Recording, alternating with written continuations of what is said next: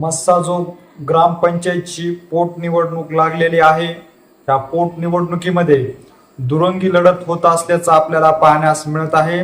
स्वर्गवासी संतोष देशमुख यांच्या पत्नी अश्विनी देशमुख आणि स्वरूपानंद देशमुख यांच्यामध्ये प्रामुख्याने ही लढत होत आहे। यातच आज स्वरूपानंद देशमुख यांनी एका प्रसार माध्यमाशी बोलताना धनंजय देशमुख याचबरोबर दादा खिंडकर यांच्यावर गंभीर आरोप केल्याचं देखील आपल्याला पाहण्यास मिळालेलं आहे। नेमकं स्वरूपानंद देशमुख यांनी दादा खिंडकर धनंजय देशमुख यांच्यावर काय आरोप केलेले आहेत तेच आपण या पुढील व्हिडिओच्या माध्यमातून सविस्तर जाणून घेऊ। तर नमस्कार मंडळी, 9 डिसेंबर 2024 रोजी सरपंच संतोष देशमुख यांची निर्गुणपणे हत्या करण्यात आली। या हत्येनंतर आता तब्बल जवळपास 1.5 वर्षानंतर मस्साजोग ग्रामपंचायतची पोटनिवडणूक लागल्याचं आपल्याला पाहण्यास मिळालेलं आहे। कारण सरपंच संतोष देशमुख यांचे मृत्यूनंतर त्या ठिकाणी मस्साजोग ग्रामपंचायतचं सरपंच पद जे आहे ते रिक्त झालं होतं। सरपंच पदासाठी पुन्हा एकदा ही पोटनिवडणूक होत आहे। यातच आता सुरुवातीला जर पाहिलं तर ह्या ठिकाणी सरपंच संतोष देशमुख यांच्या हत्या प्रकरणामुळे संपूर्ण राज्य जे आहे ते हळहळल्याचं आपण पाहिलेलं आहे। यातच बीड जिल्ह्यातून या हत्या प्रकरणाविषयी संतापजनक भावना देखील संपूर्णतून व्यक्त झाल्याचं पाहण्यास मिळालेलं आहे। त्यामुळे कुठंतरी मस्साजोगची ग्रामपंचायत जी आहे ती बिनविरोध होईल असं बोललं जात होतं। कारण जर पाहिलं तर एकीकडे भावनिकतेची लाट होती। सरपंच संतोष देशमुख यांची ज्या पद्धतीने हत्या केलेली आहे त्या पद्धतीने जर पाहिलं तर आरोपीविषयी प्रत्येकाच्या मनामध्ये तीव्र भावना निर्माण होत आहेत। त्यामुळे सरपंच संतोष देशमुख यांच्या हत्येनंतर रिक्तपद झालेल्या सरपंच पदाच्या पोटनिवडणूक जी आहे ती मस्साजोगची लागलेली आहे। येत्या 28 एप्रिल रोजी या ठिकाणी मतदान प्रक्रिया पार पडणार आहे।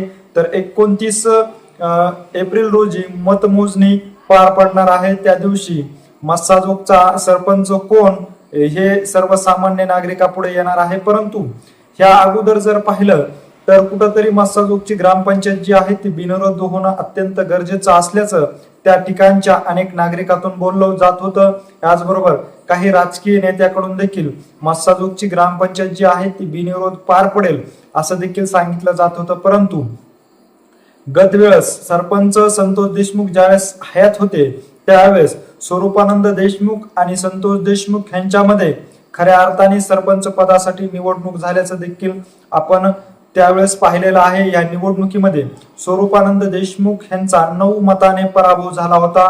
त्यावेळेस सरपंच संतोष देशमुख यांचा 9 मताने विजय झाला होता। परंतु काही दिवसानंतरच अगदी कराड गँग कडून सरपंच संतोष देशमुख यांची हत्या करण्यात आल्याचं आपण पाहिलेलं आहे। या हत्या प्रकरणामध्ये सध्या वाल्मिक कराडसह त्याचे काही साथीदार जे आहेत ते सध्या बीड कारागृहामध्ये शिक्षा भोगत असल्याचं आपल्याला पाहण्यास मिळत आहे। त्यातच आता 17 एप्रिल रोजी वाल्मिक कराड यांची तब्येत अचानक बिघडल्यामुळे त्यांना बीड जिल्हा रुग्णालयामध्ये दाखल करण्यात आलं होतं। त्यानंतर त्यांना पुन्हा बीड कारागृहामध्ये त्यांची रवानगी करण्यात आली होती। त्यानंतर ऑडिओ क्लिपचा सिलसिला जो आहे तो कुठंतरी व्हायरल झाल्याचा आपल्याला पाहण्यास मिळालेला आहे। पहिल्या दिवशी अझर पठाण या कैद्याकडून एक ऑडिओ क्लिप व्हायरल करण्यात आली। या ऑडिओ क्लिप मध्ये वाल्मिक कराड यांच्या गँग विषयी गंभीर आरोप जो आहे तो या ऑडिओ क्लिप म्हणजे अझर पठाण यांनी केल्याचं आपण पाहिलेलं आहे। तर अगदी दुसऱ्या दिवशी अझर पठाण यांनी यू टर्न घेऊन हा जो सर्व प्रकार जो आहे तो आपल्याला दादा खिंडकर यांच्या सांगण्यावरून करण्यास भाग पाडवला असल्याचा धक्कादायक खुलासा देखील केलेला आहे। मस्साजोगची पोटनिवडणूक लागलेली आहे। या अनुषंगानेच कुठंतरी गावामध्ये भावनिकतेची लाट निर्माण होवी या अनुषंगाने ही जी ऑडिओ क्लिप आहे ती माझी घेण्यात आल्याची धक्कादायक जो प्रकार आहे तो अझर पठाण यांनी सांगितलेला आहे। कुठंतरी वाल्मिक कराडवर हे आरोप करण्यासाठी मला जाणीवपूर्वक टार्गेट केला असल्याचं देखील सांगितलं जात आहे। सनी आठवले याचबरोबर परभणी गँगचा यामध्ये हात असल्याचं देखील अझर पठाण यांनी सांगितलेलं आहे। त्यामुळे वाल्मिक कराड गँग कडून माझ्या जीवितास धोका असल्याचं त्या ऑडिओ क्लिप मध्ये मी सांगितलेलं होतं। याचबरोबर घुलेकडून मला मारहाण झाल्याचं देखील सांगितलं होतं, परंतु मला यांच्याकडून कुठलीही मारहाण झालेली नाही. माझ्यावर दबाव आणून ही ऑडिओ क्लिप बनवलं असल्याचं आझार पठाण यांनी दुसऱ्या दिवशीच्या ऑडिओ क्लिप मध्ये सांगितलेला आहे. हा जो सर्व काही प्रकार जो आहे तो मस्साजोगच्या पोटनिवडणुकीच्या अनुषंगाने घेण्यात आले असल्याचं सांगितलं जात असल्याचा हा धक्कादायक प्रकार समोर आलेला आहे. त्यानंतर प्रसार माध्यमाशी स्वरूपानंद देशमुख यांनी बोलत असताना या ऑडिओ क्लिप वरून धनंजय देशमुख आणि त्यांचा साडू दादा खिंडकर यांच्यावर गंभीर आरोप जे आहेत ते कुठेतरी आता स्वरूपानंद देशमुख यांनी केलेले आहे. स्वरूपानंद देशमुख आज प्रसार माध्यमाशी बोलत असताना त्यांनी सांगितलेलं आहे की ज्या क्लिप बाहेर आलेल्या आहेत, पहिल्या दिवशीची क्लिप जर पाहिली तर हे कुठेतरी मस्साजोगच्या पोट निवडणुकीच्या अनुषंगाने त्या पटांवर दबाव टाकून बनवले असल्याचा देखील खुलासा स्वरूपानंद देशमुख यांनी केलेला आहे. इतक्या खालच्या पातळीला धनंजय देशमुख आणि दादा खिंडकर जातील हे असं मला वाटत नव्हतं. खऱ्या अर्थानं पाहिलं तर 2280 मतदार आहेत मस्साजोगचे. ते ठरवतील की 28 एप्रिल रोजी की कुणाला मतदान करायचं. 29 एप्रिल रोजी हा तर निकाल समोर येणारच आहे, परंतु हा सर्व कुठंतरी खटाटप करणं अत्यंत चुकीचं असल्याचं देखील त्यांनी सांगितलेलं आहे. इतक्या खालच्या पातळीला धनंजय देशमुख आणि दादा खिंडकर जातील असं मला देखील वाटत नसल्याचा गंभीर आरोप जो आहे तो स्वरूपानंद देशमुख यांनी धनंजय देशमुख आणि दादा खिंडकर यांच्यावर केलेला आहे. दादा खिंडकर यांच्या सांगण्यावरूनच पहिल्या दिवशीची जी ऑडिओ क्लिप आलेली आहे, या ऑडिओ क्लिप मध्ये तुला वाल्मिक अण्णांनी बोलवलं आहे, तुझा संतोष देशमुख करू, याचबरोबर मनोज जरांगे पाटील यांना गोळ्या घालू, अशा पद्धतीची कथित जी ऑडिओ क्लिप पहिल्या दिवशी आझार पठाण या कायद्याकडून व या कायद्याची व्हायरल करण्यात आलेली होती. हा जो सर्व खटाटोप आहे तो मस्साजोगच्या पोट निवडणुकीच्या अनुषंगानेच केला असल्याचा गंभीर आरोप स्वरूपानंद देशमुख यांनी धनंजय देशमुख आणि दादा खिंडकर यांच्यावर केलेला आहे.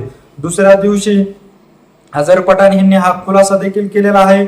माझ्यावर हा दबाव आणून ही ऑडिओ क्लिप बनवली असल्याचं देखील आझार पठाणने सांगितलेलं आहे. आणि कुठंतरी मस्साजोगच्या पोट निवडणुकीच्याच अनुषंगाने या ऑडिओ क्लिप ज्या आहेत त्या बाहेर येत असल्याचं स्वरूपानंद देशमुख यांच्याकडून सांगितलं जात आहे. 13 वर्ष संतोष देशमुख यांच्या ताब्यामध्ये ग्रामपंचायत होती. या 13 वर्षामध्ये कुठला विकास केलेला आहे आणि उर्वरित राहिलेल्या 18 महिन्यामध्ये धनंजय देशमुख यांना गावचा कुठला विकास करायचा आहे त्यांनी अगदी स्पष्ट सांगावं असा देखील प्रश्न स्वरूपानंद देशमुख यांनी प्रसार माध्यमाशी बोलताना सांगितलेला आहे. एकीकडे जर पाहिलं तर संतोष देशमुख यांना न्याय मिळावा ही जी भावना मस्साजोग ग्रामस्थासह बीड जिल्ह्यासह महाराष्ट्रातील जनतेची असल्याचे देखील आता समोर येत असताना दुसरीकडे आता कुठेतरी मस्साजोगच्या पोट निवडणुकीवरून राजकारण कुठेतरी तापत असल्याचं पाहण्यास मिळत आहे. धनंजय देशमुख एका काळी कुठेतरी स्वरूपानंद देशमुखावर यांच्यावर गंभीर आरोप करीत आहेत, तर स्वरूपानंद देशमुख जे आहेत ते धनंजय देशमुखावर आरोप करीत आहेत. आरोप प्रत्यारोपाच्या फैलीमध्ये ही निवडणूक पार पडत असल्याचं चित्र आपल्याला पाहण्यास मिळत आहे. परंतु मस्साजोगचे ग्रामस्थ जे आहेत ते आता कुणाच्या पाठीशी खंबीरपणे उभा राहणार आहे? संतोष देशमुख यांच्या जाण्यानंतर अश्विनी देशमुख यांच्या पाठीशी उभा राहणार का स्वरूपानंद देशमुख यांच्या पाठीशी उभा राहणार हे येत्या आपल्याला 29 एप्रिल रोजी कळणार आहे. परंतु या कथित ऑडिओ क्लिपमुळे कुठेतरी आता मस्साजोग ग्रामपंचायतचं राजकारण जे आहे ते तापल्याचं पाहण्यास मिळत आहे. त्यामुळे स्वरूपानंद देशमुख जे आहेत ते धनंजय देशमुख यांचे साडू दादा खिंडकर ह्या दोघांवरही गंभीर आरोप करीत आहेत. यांच्या सांगण्यावरून ही कथित ऑडिओ क्लिप बनली असल्याचं त्यांच्याकडून देखील आरोप करण्यात आलेला आहे. एकंदरीत ह्या सर्व घडामोडीविषयी नेमकं तुम्हाला काय वाटतंय?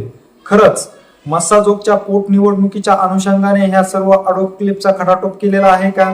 विनाकारण वाल्मिक कराडसह त्याच्या गँगला बदनाम करण्यासाठी या ऑडिओ क्लिपचा वापर करण्यात आलेला आहे का? ह्याविषयी नेमकं तुम्हाला काय वाटतं हे आम्हाला नक्की आमच्या कमेंट बॉक्समध्ये आवर्जून कळवा.